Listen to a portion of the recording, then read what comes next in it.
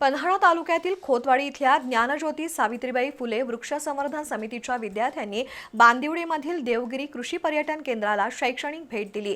या भेटीत पर्यावरणपूरक जीवनशैली, मातीची घर आणि जैवविविधतेची माहिती विद्यार्थ्यांनी जाणून घेतली।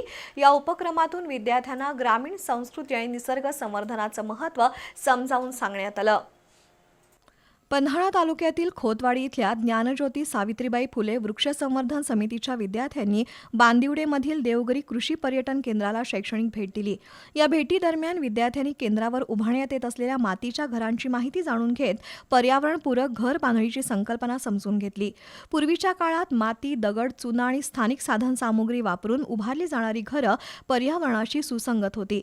या पारंपरिक पद्धतींचं जतन करण्याचा संदेश विद्यार्थ्यांना देण्यात आला।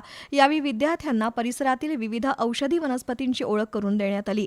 ग्रामीण भागातील नैसर्गिक संपत्ती, जैवविविधतेचं महत्त्व आणि पर्यावरण संवर्धनाविषयी मार्गदर्शन करण्यात आलं।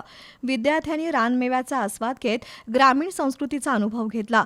या उपक्रमामुळे विद्यार्थ्यांमध्ये पर्यावरण संवर्धन, नैसर्गिक साधनसंपत्तीचं जतन आणि मातीच्या घरांच्या पारंपरिक संस्कृतीविषयी जाणीव निर्माण झाली। या शैक्षणिक भेटी दरम्यान ज्ञानज्योती फाउंडेशनचे संस्थापक डॉ. निलेश पाटील यांनी विद्यार्थ्यांना निसर्गाशी नाळ जोडण्याचं महत्त्व पटवून देत पर्यावरण संवर्धनासाठी प्रत्येकानं पुढाकार घेण्याचं आवाहन केलं।